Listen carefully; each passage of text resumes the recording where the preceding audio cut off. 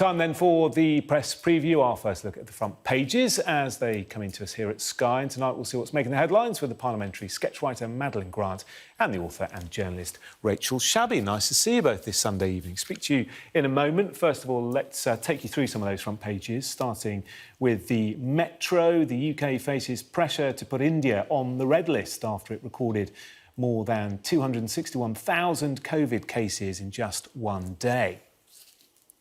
The Sun has a picture of Prince William and Prince Harry together at the Duke of Edinburgh's funeral, saying that the brothers are united in grief. Loneliest birthday is the headline for the Mail as the Queen prepares to mark her first birthday without her husband for 70 years.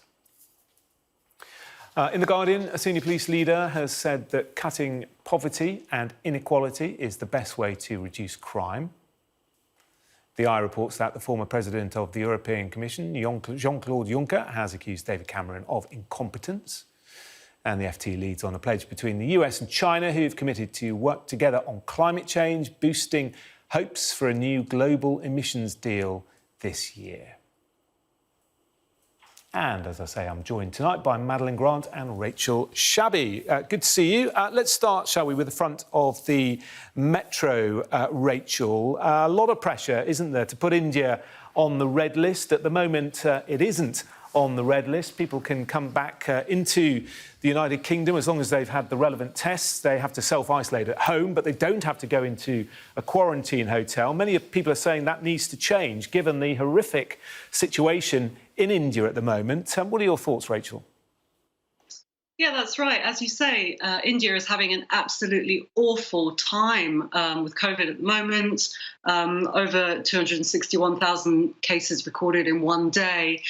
And as you say, the pressure is mounting for India to be placed on that red list of countries. So there are 39 countries currently, I believe, on that list, which means that travel to the UK is restricted only to UK nationals, and you have to go into quarantine hotel for 10 days upon arrival. And as some people have noted, there are countries with fewer daily infection numbers that are on that list. So the question is why India is not yet. And it's obviously thought to be tied to the fact that Boris Johnson plans to go on a trade visit, to visit with the Indian Prime Minister Narendra Modi, and is therefore, avoiding putting the country on the red list in not unrelated reasons. But it does seem to fit a pattern, doesn't it, of Boris Johnson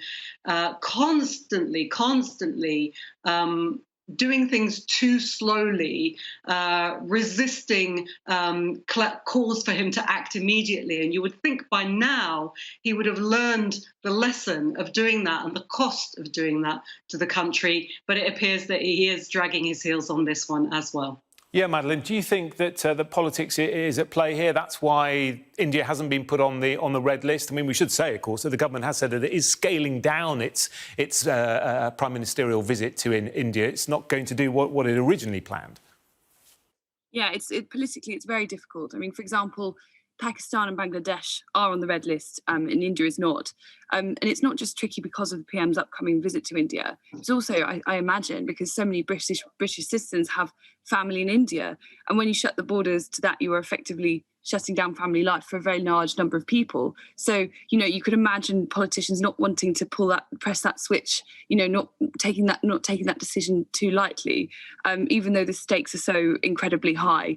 I mean, I imagine that the absolute worst case scenario that politicians will be, and of course, general public and public health authorities will be worried about is, even though the strain that we're talking about is still a variant under investigation and not a variant of concern, which is slightly different, there is this fear that a vaccine-resistant virus strain could sweep through the country and become the predominant one, and therefore setting back all of our vaccination efforts so high. So the stakes are incredibly high, and the politics are very tricky. And I don't see this story going anywhere, because I think the fear of a new strain emerging onto the scene is something that is very paramount in the minds of the British public. OK, let's move on to a completely different story. Front page of the Financial Times, Rachel. This story breaking earlier on today about top clubs forming this European Super League. It is a concern for many. We know that the Premier League has come out to condemn it, and even the Prime Minister tonight.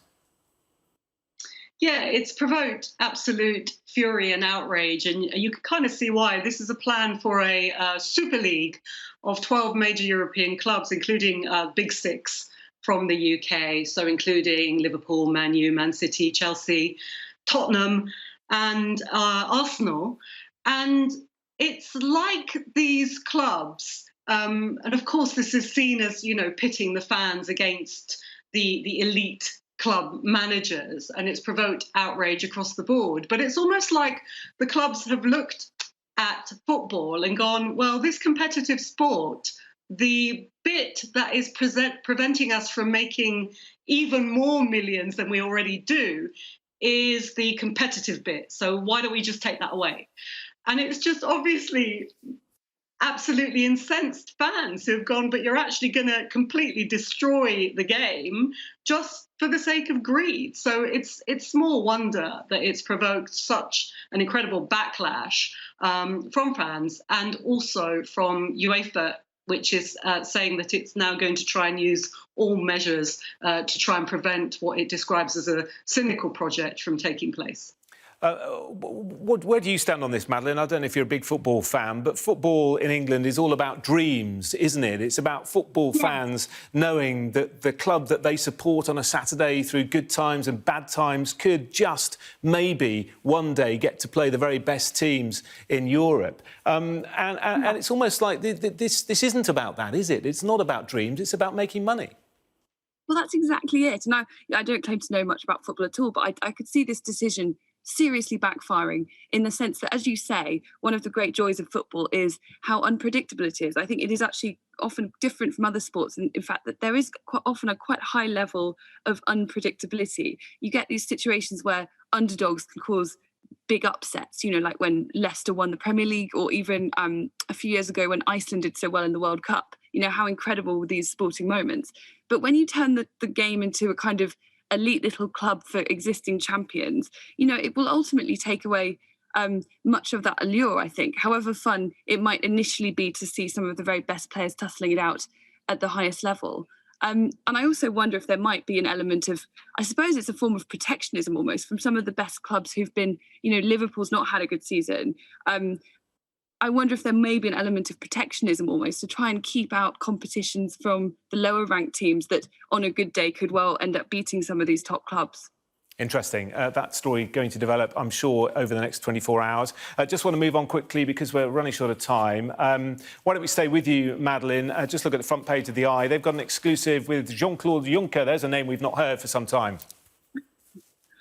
Yes, they have an interview in which he's, as ever, Juncker has decided to give his take on the state of affairs. And as always with Juncker, there is not a shred of self-awareness. He's taken the kind of evergreen opportunity to have the dunk on David Cameron, but alongside his complaints that David Cameron didn't feel he could trust him when they were speaking together before the 2016 referendum. The thing that really tickles me is his apparent belief that that with further intervention from EU luminaries such as himself, they could have swung the referendum result in favour of Remain, which is just a wonderfully delusional view. In fact, we know that the opposite is true. I mean, when Barack Obama came out batting for the Remain side, and bear in mind that he's someone who already commanded huge levels of trust and respect from the British public, the evidence suggests that it had exactly the opposite effect on people's voting intentions. So, when I read this interview, I almost wonder if it's, what has been learnt from the experience of Brexit. It seems to be that, they still don't really understand why Brexit happened. They don't accept any degree of kind of responsibility or sort of introspection as to why the public might have voted that way. It's all kind of, they were lied to, and actually what we needed was more kind of pontificating from Brussels. Rachel? Yeah, I mean, if Juncker wants to call David Cameron, incompetent and untrustworthy. He can join the back of a very long queue of people who are doing that. I do think there's a grain of truth in what he's saying about the need during that 2016 referendum campaign to make the cause for the EU. I don't think that was done sufficiently, but I don't think he would have been a great message carrier for that particular campaign. So perhaps he is lacking in self-awareness to see that. But certainly that was something that was missing from the campaign, and I'm sure there are a lot of people with that same kind of hindsight over it. OK, it's a full-ranging interview. He also talks about not being an alcoholic. He says those accusations hurt me. I've never been drunk in my life. You can read more in the I newspaper. Thank you both for the moment. Coming up, there's new hope for a new global emissions deal this year between the US and China. We'll be discussing that after the break.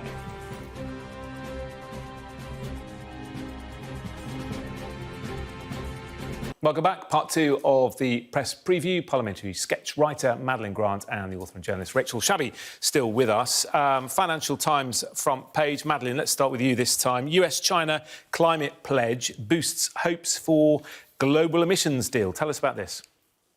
Yes, this is the news that the US and China have put out have made a commitment of sorts to work together to tackle climate change. John Kerry, who is the US environmental envoy, and his opposite number in China, have put out a joint statement vowing to cooperate on reducing emissions. And I mean, that's quite a big deal because in the sense that climate change is perhaps the one area of public policy where we do unambiguously have to work with China to solve the problem. And, you know, it's good to see some positive noises coming out of that. But to me, it doesn't seem to mean very much in reality beyond a kind of broad statement of intent. It's not a guarantee to fix anything. And as we know, China doesn't really have any problem going back on much more binding agreements than this. Can we be more optimistic, Rachel, do you think, as we head towards COP26 at the end of the year? I mean, it's worth pointing out that the US pulled out the Paris Accords. So it's not like either country has a great track record, but both countries combined do account for 40% of the world's pollution. So both of them together do have a lot of work to do and a lot of responsibility for leading the way. It remains to be seen what they can do together. I think Madeline's right that it is, at the moment, just a declaration with not much substance. Biden has announced a big climate proposals, part of which is premised on, massive rollout for electric vehicles, part of which is about reaching carbon zero, relying on energy sources that are carbon zero to power the country. So that those two things combined are massive. But of course, climate activists in the US are saying that even that doesn't really go far enough. It's too slow. It's paced over 10 years. We don't have that kind of time. Meanwhile, looking over to China, they're one of the leading global sort of culprits for things like deforestation and still using coal-fired energy. So both countries have got a long way to go. And they do also shoulder a lot of the responsibility for the crisis that we're currently in. Indeed. OK, and let's finish with the front of the Daily Mail. Madeline, rather sad front page, isn't it? Loneliest birthday, the Queen without Philip for the first time in 7 decades. Her birthday on Wednesday. She's going to be 95. I guess the best present she could hope for is also reflected on the front page there. Perhaps Charles being able to reunite William and Harry.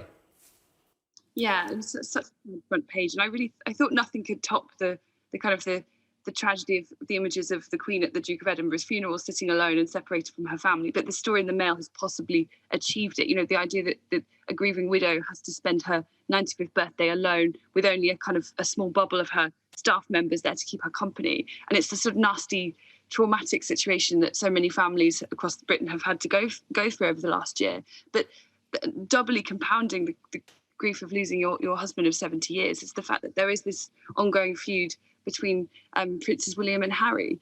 And, I suppose some people might have seen it as, I think they were exchanging some words at the funeral, so perhaps there are signs of rapprochement. But from what the Mail seems to be suggesting, is still quite a long way off achieving that. And perhaps Prince Charles is the one to do it.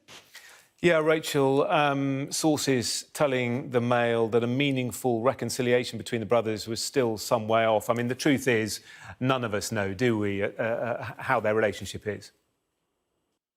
No, I mean, only the people in a relationship know truly how the relationship is. But I do think there is something very poignant about having a birthday so close to bereavement. I think because there has been so much grief in this country over the last year, so many lives lost, a lot of people will be able to relate to that and, you know, have a sort of emotional resonance with that idea because, of course, you know, those special days, things like, you know, holidays, Christmas, Easter, birthdays, anniversaries, are really difficult when you're grieving because you're reminded of the bereavement. And so to have that one of those occasions land so closely after a bereavement, I think is a particularly tough one. Yeah, really, really tough. Rachel, Madeline, thank you both very much indeed. We'll see you again in half an hour or so.